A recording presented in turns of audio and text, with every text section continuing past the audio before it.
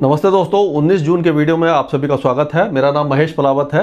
तो इस वीडियो में हम देखेंगे कि अब जो मानसून है, ये तो हमें पता है कि 40% की कमी है 1 जून से लेकर के 18 जून के बीच में। अब आगे इसकी चाल कैसी रहेगी? एक साइक्लोनिक सर्कुलेशन है जो आप देख सकते हो कि ये सेंट्रल पाकिस्तान के ऊपर बना हुआ है, मतलब राजस्थान के थोड़ा सा पश्चिम में बना हुआ है। एक साइक्लोनिक सर्कुलेशन उप हिमालय पश्चिम बंगाल और पूर्वी बिहार के आसपास बना हुआ है। एक ट्रफ है जो गंगे पश्चिम बंगाल तक आ रही है और एक और ट्रफ है जो छत्तीसगढ़ से तमिलनाडु तक आ रही है। हवाएं यहाँ से, ये देखिए, अरब सागर से लेकर के नमी लेकर के आ रही हैं उत्तर भारत में, लेकिन पूर्वी दिशा से कोई भी वेदर एक्टिविटी दिखाई नहीं दे, यानी कोई हवा जो आनी चाहिए बंगाल की खाड़ी से, पूर्वी हवाएं जो उत्तर भारत तक पहुंचनी चाहिए, वो अभी तक नहीं पहुंची हैं। इसीलिए मानसून की प्रोग्रेस रुकी हुई है और मानसून एक तरह से थम गया है, हॉल्ट हो गया है। और जहां पर मानसून पहुंचा है वहां पर भी बारिश बहुत ज़्यादा अच्छी नहीं हो रही है। तो ये एक थोड़ा सा कंसर्न है। और अगर देखा जाए तो चुरू में बारिश हुई थी कल, बहुत ज़्यादा हैवी रेन हुई थी और टोरेंशियल रेन हुई थी। एक तरह से पानी भर गया था जगह जगह पर और काफ़ी ज़्यादा। उससे पहले आपने देखा चित्तौड़गढ़, उदयपुर में बारिश हुई है, यानी पैचेज में बारिश हो रही है। और जो झमाझम मानसून की लगातार बारिश होनी चाहिए वो अभी तक दिखाई नहीं दे रही है। तो अगर हम इसकी बात करें कि आगे मानसून कैसा रहेगा और ये मानसून रुका क्यों है, इस पर भी नज़र डालते हैं। तो आप देखिए कि कई वेदर फैक्टर हैं। एक तो अल नीनो बना ही हुआ है और एक और वेदर फैक्टर होता है जो मैस्केरेन हाई होता है यहाँ पर। ये साउथ इंडियन ओशन, ये भारत का मैप है, यहाँ पर हाई प्रेशर बनता है और यहाँ से, क्योंकि हाई से लो की तरफ हवाएं जाती हैं और जो सेंट्रल पाकिस्तान और उत्तर पश्चिम भारत में गर्मी के कारण हीट लो बनता है, तो यहाँ से ये हवाएं, क्योंकि ये भूमध्य रेखा को क्रॉस करती हैं, यहाँ से इक्वेटर को, ये भूमध्य रेखा को ये क्रॉस करती हैं, तो ये घूमती हैं कोरोनिस फोर्स के कारण। तो यहाँ से जब ये तेज़ी से आती है इसको, तो ये यहाँ से आप कह सकते हो कि सोमालिया के पास से टर्न होती हैं और ये अगर लो प्रेशर एरिया ज़्यादा है और high pressure area, pressure gradient ज़्यादा है, तो काफ़ी तेज़ी से आगे जाती हैं और ये मानसून को इम्पैक्ट करती हैं। तो अभी जो हाई प्रेशर एरिया तो बना है, लेकिन लो प्रेशर एरिया जो बनना चाहिए था उत्तर भारत में, वो बहुत ज़्यादा मजबूत नहीं बना है। और एक और फैक्टर है जो सोमालिया जेट की, जिसकी बात करी जा रही है, आपने देखा होगा, व्हाट्सएप पर भी देखा होगा, न्यूज़ वगैरह में भी देखा होगा।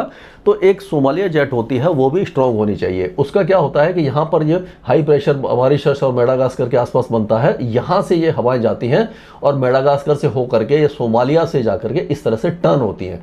और अगर ये यहाँ पर आकर के बहुत तेज़ी से हवा ज़्यादा तेज़ होती है, तो यहाँ तक आकर के, यानी भारत के पश्चिमी तट पर आकर ये काफ़ी ज़्यादा एनहेंस रेनफॉल देती है, काफ़ी ज़्यादा तेज़ बारिश देती है। लेकिन सोमालिया जेट भी बहुत ज़्यादा स्ट्रॉन्ग अभी दिखाई नहीं दे रही है। तो इसी कारण से हम देख रहे हैं कि पश्चिम भारत में भी मानसून रुका हुआ है। तो इस तरह का अभी जो मुंबई में मानसून आना चाहिए था वो हरनई से आगे नहीं बढ़ पाया। 8 जून से लेकर के 19 जून हो गई है, अभी तक मानसून आगे नहीं बढ़ा है और पूर्वी भारत में भी मानसून वहीं का वहीं अटका पड़ा है। अब अगर गर्मी देखें तो गर्मी में भी कुछ कमी दिखाई दे रही है। जो कल 45 डिग्री टेम्परेचर थे, अब सबसे बड़ा जो टेम्परेचर है बांदा में 43.2 है, ब्रह्मपुरी में 42.3 है, झांसी में 42.2 है। तो इसी तरह के टेम्परेचर आप देख सकते हैं। पटियाला, प्रयागराज, बिलासपुर, छपरा, गंगानगर, बहराइच, ये सारे इलाके हैं। और बारिश में भी थोड़ी सी अभी बहुत ज़्यादा 3 डिजिट रेनफॉल दिखाई नहीं दे रहा है। आप देखिए कैनिंग में 79 मिलीमीटर हुई है, कराईकल में 65 है, पासीघाट में 63, पारादीप में 61, अगरतला में 50, पैक्योंग एयरपोर्ट में 50 है। बहुत ज़्यादा हैवी रेनफॉल अभी भी नहीं हो रही है। तो ये भी एक बहुत बड़ा कंसर्न है। तो और सबसे बड़ी बात है कि 40% की कमी बहुत ज़्यादा होती है। पहले ही 18 दिन में 40% की कमी है और आगे भी बहुत ज़्यादा मतलब उत्साहवर्धक मानसून की स्थिति दिखाई नहीं दे रही हमें। अब आज का पिक्चर देखें तो इसमें देखिए कि जो जहाँ पर हमने बनाया था साइक्लोनिक सर्कुलेशन, वहाँ से ट्रफ आ रही थी, तो उसके हिसाब से एक ट्रफ यहाँ पर है और ये है। तो यहाँ पर तो आप देखेंगे कि बारिश की गतिविधियाँ थोड़ी सी दिखाई देने वाली हैं। यहाँ पर ये साइक्लोनिक सर्कुलेशन था इस जगह पर, यहाँ पर अगर देखें तो ये और यहाँ से ये ट्रफ आ रही थी, एक तो यहाँ पर आ रही थी और दूसरी ट्रफ ये आ रही है। तो उसी के साथ साथ ये बादल सारे इलाके में बने हुए हैं। यहाँ पर भी थोड़ा सा एक बादल का समूह है जो पहाड़ों पर दिखाई दे रहा है। तो अगर आज का वेदर देखते हैं हम, तो ऐसा लग रहा है कि जो उड़ीसा के कुछ इलाकों में बारिश हो जाएगी। जो सेटेलाइट पिक्चर के हिसाब से अभी का देखें तो उड़ीसा, गंगे पश्चिम बंगाल में कुछ इलाकों में अच्छी बारिश की संभावना दिखाई दे रही है। और अगर पहाड़ों पर देखें तो पहाड़ों पर हल्की से मध्यम बारिश की गतिविधियाँ जारी हैं और किर्गिस्तान, कजाकिस्तान, तुर्कमेनिस्तान, ये जो इलाके हैं यहाँ पर भी बारिश हो रही है। है, अफगानिस्तान में हो रही है, उत्तरी अफगानिस्तान में, पाकिस्तान के भी कई इलाके अब बारिश देखने वाले हैं। सिंध में भी छुटपुट बौछारें आपको दिखाई दे जाएंगी, जहाँ पर भी बारिश की गतिविधियाँ होंगी। लेकिन पंजाब के ज़्यादातर इलाके सूखे रहेंगे। दक्षिणी पंजाब में हल्की बारिश हो सकती है। हरियाणा के कुछ इलाकों में जैसे कल हुई थी, और जो देर दोपहर शाम को आंधी आती है, बारिश होती है, उस तरह के वेदर एक्टिविटी हो सकती है। और राजस्थान के उत्तरी जिलों में भी धूल भरी आंधी के साथ बारिश की संभावना दिखाई दे रही है, जो दिल्ली तक भी पहुंच सकती है। दिल्ली के कुछ इलाकों में भी आज शाम को गरज और चमक के साथ बौछारें या तेज हवाएं चल सकती हैं। तो इस तरह का वेदर रहने की उम्मीद दिखाई दे रही है। लेकिन आप देखिए कि जो वेदर एक्टिविटी है वो बहुत ज़्यादा पूरे भारत में बहुत ज़्यादा दिखाई नहीं दे रही है। पूर्वोत्तर राज्यों में, क्योंकि यहाँ से जो हवाएं हैं वो लगातार, आप देखेंगे कि ये देखिए यहाँ से ये जो हवाएं हैं ये लगातार इधर से बंगाल की खाड़ी से नमी लेकर के आ रही है। तो ये पूर्वोत्तर राज्यों में, सिक्किम वगैरह में तो तेज बारिश की संभावना बनी हुई है और जारी है। अब यहाँ पर देखिए जो बारिश की गतिविधियाँ यहाँ पर हो रही हैं, ये जो उत्तर भारत में हो रही हैं, वो क्यों हो रही हैं? देखिए इधर से तो ये हवा जा रही है, ये नमी वाली आ गई हवा, यहाँ से ये अरब सागर से आ गई, और यहाँ से ये थोड़ी सूखी हवा आ गई। तो इन दोनों हवाओं का जहाँ पर कन्फ्लुएंस होता है, वहाँ पर यानी दो अपोजिट जब विंड बनती है तो अनस्टेबिलिटी बढ़ती है, हवा ऊपर उठती है, बादल बनते हैं और बारिश होती है।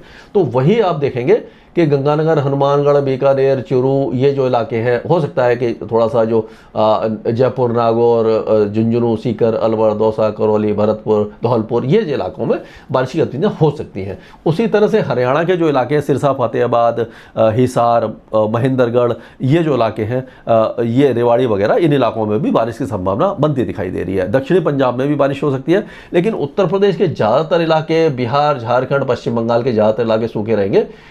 गंगे पश्चिम बंगाल के कुछ इलाकों में आज बारिश हो सकती है। कलकत्ता, हुगली, हावड़ा, डायमंड हार्बर और ये शांति निकेतन, मेदिनीपुर, 24 परगना, कलकत्ता, यहाँ पर बारिश की संभावना बन रही है। उपहिमालय पश्चिम बंगाल में दार्जिलिंग, कालिम्पोंग वगैरह में भी दिखाई दे रही है, और पूरे पूर्वोत्तर राज्यों में काफ़ी अच्छी बारिश की गतिविधियाँ आपको दिखाई दे जाएंगी। उड़ीसा के कुछ इलाके बारिश देखेंगे। छत्तीसगढ़ में भी हल्की से मध्यम बारिश की गतिविधियाँ हैं, और आप देखेंगे आंध्र प्रदेश है, तेलंगाना के कुछ इलाके, और जो कर्नाटका, केरला और तमिलनाडु के कई इलाकों में बारिश की गतिविधियाँ रहेंगी। अब गुजरात की बात करें तो कल गुजरात में बारिश आपने देखी थी, कुछ इलाकों में पूर्वी गुजरात में हल्की बारिश दिखाई दी थी।